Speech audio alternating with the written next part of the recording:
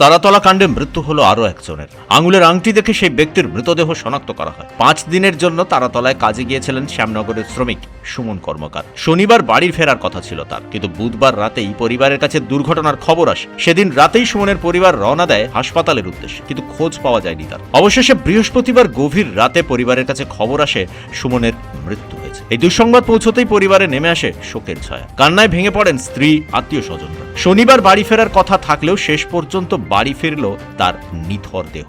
দাদা কবে কাজে গেছিল, দাদা এই ঘটনাটা তো আজকে 3-4 দিন হয়ে গেছে। যেদিন ঘটনাটা ঘটে আমি শুনতে পেয়েছি আমার বৌদির মুখে, তার আগের দিন কাজে গেছিল।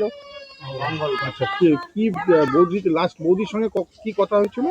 বৌদির সাথে কি কথা হয়েছিল বৌদির মুখে এতটুকুই আমি শুনেছি, যে এখানে এই সব রান্না বান্না হচ্ছে, এখন খাবো দাবো, কাজ করব, শুধু এইটুখানি কথাবার্তা হয়েছে। এইটুখানি বৌদির মুখে আমি হ্যাঁ, ভিডিও কলে কথা হয়েছিল।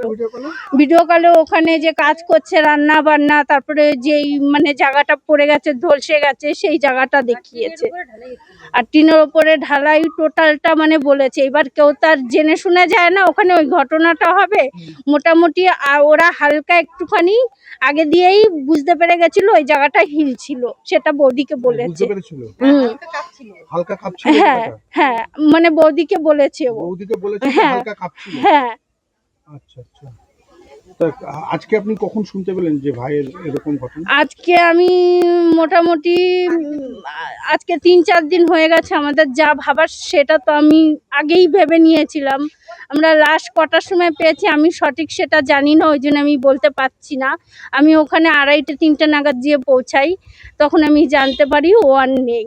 পরিবার সূত্রে জানা যায় দুর্ঘটনায় দেহ এতটাই ক্ষতবিক্ষত হয়ে গেছিল যে প্রথমে তাকে শনাক্ত করা সম্ভব হয়নি। পরে হাতের আঙ্গুলে থাকা আংটি দেখে পরিবারের সদস্যরা তার পরিচয় নিশ্চিত করেন। সুমনের অকাল মৃত্যুতে অসহায় হয়ে পড়েছে তার পরিবার। ছোট সন্তানদের ভবিষ্যৎ নিয়ে গভীর অনিশ্চয়তার মধ্যে পড়েছেন তার স্ত্রী। মঙ্গলবার দিন রাত্রিবেলা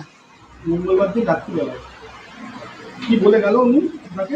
বললো যে মঙ্গলবার দিন কাজে যাচ্ছি, শনিবার দিন রাত্রিবেলা কাজ থেকে চলে আসবো। 5 দিনের জন্য কাজের জন্য গেছিল, 5 দিনের কাজে। 5 দিনের কাজে গেছিল। আচ্ছা, তারপর কি হলো? তারপরে বুধবার দিনকারে রাত্রিবেলা 7:30টার সময় ওর কন্ট্রাক্টর অন্য একজনকে দিয়ে খবর পাঠালো যে এরকম অ্যাক্সিডেন্ট হয়েছে, বাড়িতে খবর দিয়ে গেল। এসে বললো যে সুমন কর্মকার কি? আমি বললাম আমার হাজবেন্ড। বললো এরকম অ্যাক্সিডেন্ট হয়েছে। আমি করলাম কোথায়? বললো কলকাতায় তারাতলায়। তারাতলায়? তারাতলায়? হ্যাঁ, কলকাতায় তারাতলায়, যেখানে ওইটা তারাতলায়। ব্রিজটা ভেঙে হ্যাঁ, ব্রিজটা করে নি, গোডাউনের ছাদ। গোডাউনের ছাড়। তারপরে কি শুনলেন? তারপরে ওইখানে গেলাম ফোন করেছিলেন ওখানে? আমি।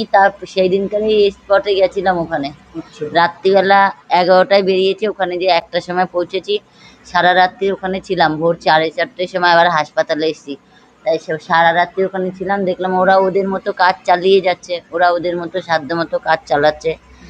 তা আর আমি যখন ওখানে গেছি তখন আমার হাজব্যান্ডের বডি পাইনি, তখন অনেকগুলো বডি ছিল কিন্তু ওকে পাওয়া যায়নি। তারপরে আমি 4:30টার সময় যখন ভোরবেলা হাসপাতালে আসলাম, তারপরে 6-7টা বডি আসলো, তখন আমার হাজব্যান্ডের বডি ছিল না, অন্যজনের বডি ছিল। আমার বডি কালকে রাত্রি 12:30টায় পাওয়া গেছে।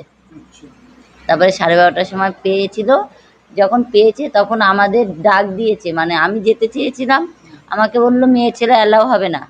তারপরে আমার দেওর গেছে আর আমার জামাইবাবু গেছে, কিন্তু আমার দেওর দেখে চিনতে পারিনি, কারণ ওরা চেনার মতো চেষ্টা করেনি। ওরা কোনো রকম দেখাইছে, পুরো দেখায়নি বডিটা, ইচ্ছা করে এটা ওরা না, কালকে চাইলেই ওরা করতে পারতো কিন্তু করেনি।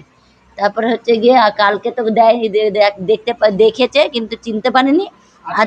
আজকে সকালবেলাও চিনতে পারিনি, তখন কটা বাজে? 11:30 বাজে। তখন নিয়ে গেছে, তখন নিয়ে গিয়ে আমার বরের আবার এই হাতের আঙুলটা ওর মানে কেটে এরকম গোটানো, ওইটা দেখেই চিনতে পারছে। আরও একটা বালা পরা ছিল, আর ওই যে বিপত্তারিণীর কার আছে, এখানে কার পরা ছিল।